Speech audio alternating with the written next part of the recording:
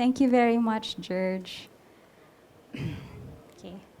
Magandang umaga po sa ating lahat. Good morning to our panel. Thank you very much for joining us. So, ang aking pong presentation ay nahahati sa 4 na bahagi. So, una po ay overview, and then I'll go over the data. So, yung aming pong data, apart from Nielsen, I'll also be talking about the Facebook ads, as well as preliminary data po from the SOSE, or the Statement of Election Contributions and Expenditures. Ayan. So, to start, marami po tayong kasabihan ukol sa pera, ano po. So, nagtatry po akong mag-figure out kung ano ba yung most applicable for our forum today. And I ended up with this. To quote the artist Jessie J, it's all about the money, money, money. Although it should not be po sana ano. But that saying is nowhere more applicable than in an elections, where millions and even billions of pesos are raised and spent to win seats in power. The May 2022 elections is no exception, with huge amounts pouring in political advertising during and way long before the official campaign period. The unbridled spending spree on political ads by the national candidates every 6 years is turning every new elections as the costliest yet in Philippine electoral history. Elections are supposed to level the playing field. And when we talk about leveling the playing field, sana rin po ibig sabihin nito ay ang ating pong mga botante ay magkakaroon ng oportunidad na pumili sa isang set ng mabubuting kandidato. But with spending this high and political donations limited to the elite, perhaps we need to assess what we mean when we say fair elections. So sa bahaging pong ito, we look at campaign finance. So campaign finance, or the raising and spending of money intended to influence a political vote such as an elections, is at the crux of the problem. Campaign finance is an important aspect of any electoral exercise, as one's capacity to run for office is largely hinged on their access to resources. So there are several legal provisions governing campaign finance. Mayroon po tayo sa 1987 Constitution, which may provision po tayo about the state guaranteeing equal access to opportunities for public service, the Omnibus Election Code, on the article on electoral contributions and expenditures, and including also the United Nations Convention Against Corruption, or the UNCAC. Sa UNCAC po, nakasaad na dapat each state party should consider taking appropriate legislative and administrative measures to enhance transparency in the funding of candidatures for elected public office and where applicable, as well as funding of political parties. Tinitingnan din po ito as an anti-corruption measure. So the disclosure of candidates or political parties' financial backers informs the public about vested interest, which may influence the decisions and or behavior of the elected candidates and political parties. So kaya naman po, kung makikita po natin, marami po tayong campaign finance rules na ang goal po talaga is to enhance dapat transparency in the funding of candidates. But siguro po 6 years ago, maalala po natin when Duterte was asked to name his biggest donor during a public debate, Duterte playfully referred to Emilio Aguinaldo. Campaign spokesperson then, Pete Lavinia, was quick to string the narrative as follows: Duterte's biggest donors are the smallest people who can only afford an Emilio Aguinaldo, or 5 peso coins po para sa kampanya ng #tunay na pagbabago. It was a clever spin, one that aligned so well with the strategy to set Duterte apart from his wealthy and well-connected opponents. It was also a campaign spin left unchallenged. Later on, we would know that, Duterte would win the May 2016 elections, but there were no Emilio Aguinaldos or 5 peso donations in his campaign finance reports. It was the opposite. So much like his running mates and the presidents before him, only a handful of rich people bankrolled his campaign. The millions Duterte raised for his campaign came mainly from a few businessmen with vested interest in mining and government contracts. Some of these contributors or their family members even got top government posts and major business concessions. So raising and spending of money in elections, as we know po, has implications beyond election day. It has links that may predict or define how a candidate or a political party will govern. Kaya naman po, sabi ni former Election Commissioner Louis Guia, who is also a longtime advocate of campaign finance reform, he sees the value of campaign finance beyond the context of elections. Can also be used as an anti-corruption and a good governance tool or activity more than it is an election activity. So this brings me to this chart here. Medyo maliit lang po, but basically, it shows us the election cycle. So we may think na tapos na po yung elections, but yung election no, nung May 9, but actually, it's not and never over because ngayon pong bahaging ito, this is where we're looking at in particular campaign finance audit. And actually, preparation na rin po for the incoming or yung susunod na election. So, I'm just putting in context po kung why we are discussing campaign finance now. And this is related po to the next slide wherein, so when we talk about campaign finance reporting, there are, well, so far, parang 3 resources. So of course, number 1 po dyan, yung nabanggit ko po kanina na Statement of Election Contributions and Expenditures or SOSE, which is actually self-reporting po. So ito'y sinasubmit ng ating mga kandidato and political parties. Pangalawa po ay reports ng mga contractors, yung mga nagpo-provide po ng services during the campaign. They're also supposed to report to COMELEC. And pangatlo ay, of course, we have our monitoring entities. So like for example, Nielsen and Facebook also makes available po yung monitoring ng kanilang ads. So sa tatlong ito po, so unfortunately, pag tiningnan po natin ito, yung access to the sources or the reports of contractors which we can get from COMELEC, na-submit na po dapat yan pero hindi pa po fully available.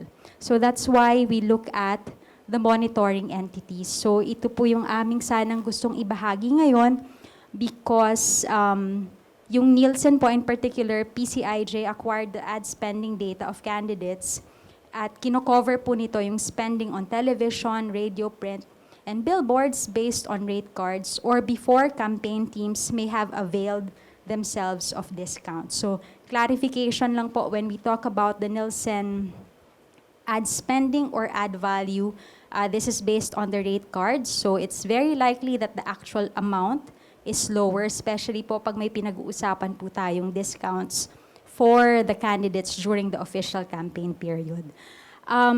Getting Nielsen data is crucial because it offers us a peak of spending during the campaign period.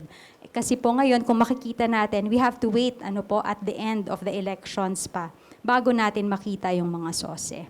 And pangalawang bagay po na mahalaga ring bigyan ng pansin is that still the air war typically accounts for a huge chunk of spending. Noon po, ang aming estimate ay nasa 80%. So this was 2016 elections. So magandang tingnan if yun nga po, if nandun pa rin ba siya. But granted, yun nga. Typically, malaki siya because very expensive po yung ating ads. Alright. So let's proceed with the data. So as you can see here po in our slide, ito po yung the big picture ng Nielsen data that we have. So this covers all political advertising, but clarify ko lang din po na this includes some government advertising. So we're looking at 38.9 billion in ad value, so based on published rate cards. So you have more than 267 spots and total time in seconds, 8.1 million. Slide, please. Okay. But if we're going to look at specifically yung pong spending during the campaign period, just to clarify, yung slide po kanina covers January 2021 until May 7, 2022. Pero ito po, kaya, ayan, itong slide naman na ito, covers data for national candidates, so president, vice president, senator, and party list groups. And ang ating indicative total ad value is at 18.4 billion. That's roughly 211 million for each day of the 90-day campaign period. This doesn't include yet the 18.7 billion worth of ads spent from January 2021 until the day before the official campaign period this year ended. Okay. So if we're going to look at the breakdown naman po, specifically to the campaign period, 4 candidates in the May 2022 elections, so that's Robredo, Villar, Marcos, and Villanueva, appeared in ads worth more than 1 billion pesos each on mainstream media during the 90-day campaign period from Feb 8 to May 7, 2022. So this demonstrates how expensive it has become to run for public office in the Philippines. Data from Nielsen show that President Ferdinand Marcos had ads worth 1.1 billion, while his closest rival, former Vice President Leni Robredo, had ads worth more than 1.15 billion. Okay, so in the next few slides, I'll be showing po yung breakdown by position. So again, we're talking about the campaign period. So from Feb 8 to May 7.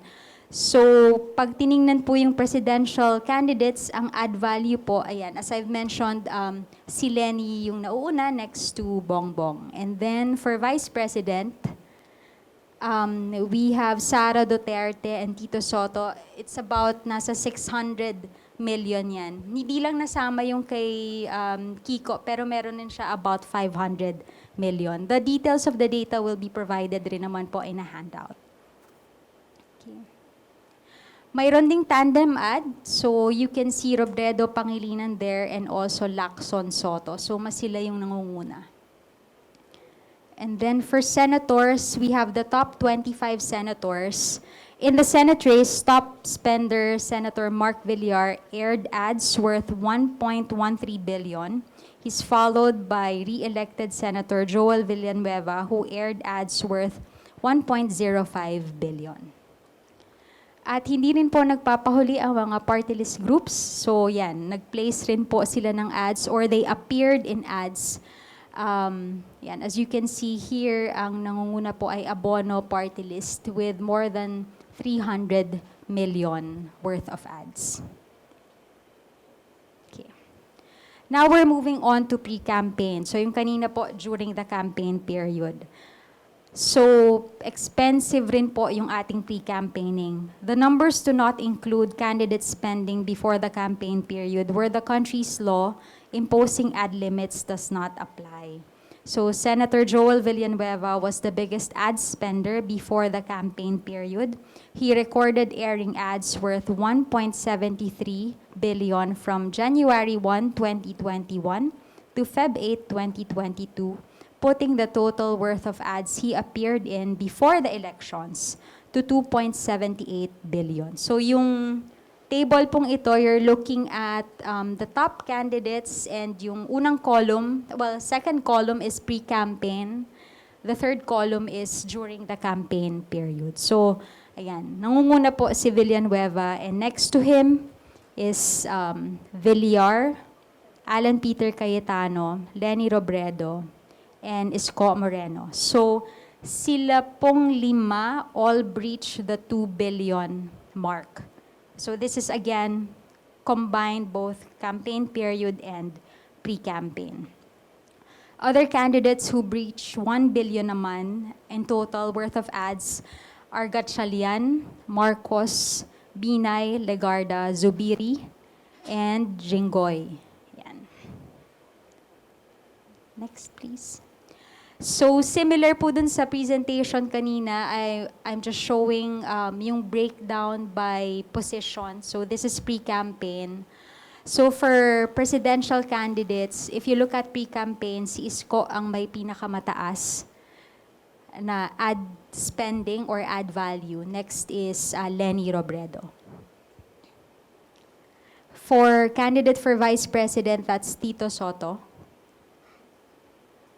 For the tandem ads, Marcos Duterte and then Lacson Soto. And then for the top Senate bets, ang pre-campaign, again, as we've mentioned earlier, Villar, Villanueva, Gatchalian, and Cayetano yung nanguna po dyan.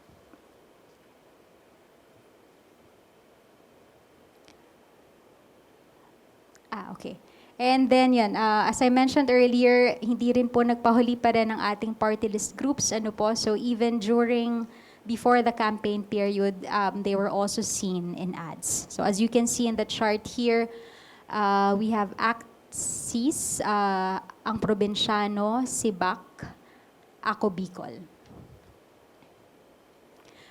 Alright. On social media naman po, so PCIJ we also have access to the Facebook ads library. So on social media, Robredo recorded the most number of ads on Facebook, although the bulk of the ads were paid by her supporters on the platform.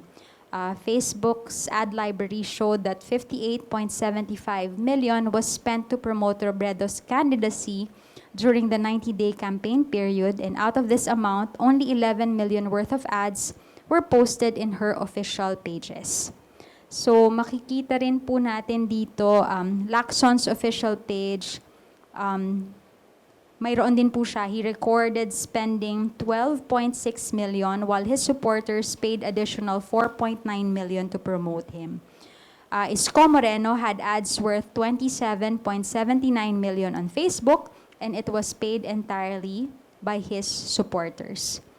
Meanwhile, Marcos's official page rolled out ads worth 2.02 million on Facebook, while his supporters paid for ads worth 44,000. Okay. And then, the final set of data that we're presenting are from the sources. So maaring nakita nyo na po ito, but we just like to make a few highlights. So candidates have submitted their sources na dapat po they were required to submit on June 9 or about a month after the elections.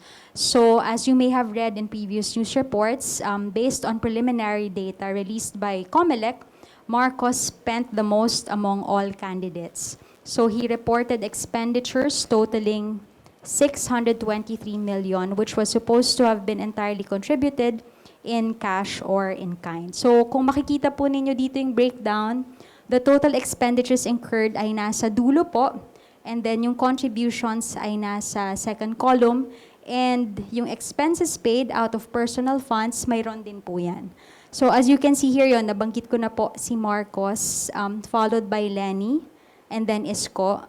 Si Isko po, before, nung huling takbo niya, he earned from the excess donations, but this time, he spent out of his personal funds, nasa 1.1 million. So just a few highlights lang po dito. The total donation received by Bongbong Marcos is the largest in electoral history. This is due in part to the raised allowable limit because of the increase in the number of registered voters. So when we look at our data, ang closest na po dito was Villar in 2010. Kung maalala po ninyo, that was nasa 500. Pero yun, even that came from his own pocket.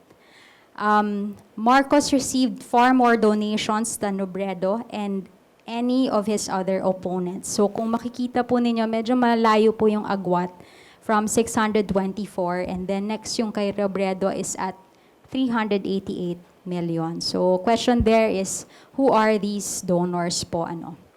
As well, presidential bets, except Marcos in these elections, were more maybe frugal or maybe just had difficulty raising funds than their 2016 counterparts. So if we look at the data for 2016, Duterte, Grace Poe, Mar Rojas, Binay, and Miriam Santiago collectively received and spent about 1.8 billion then. Pero ngayon po, itong grupo na ito, they're just at about 1.4 billion. So for the May 22 election. So mas malaki po yung na-receive and nagastos po noong 2016 compared to the set now, which is at 1.4 billion. Okay.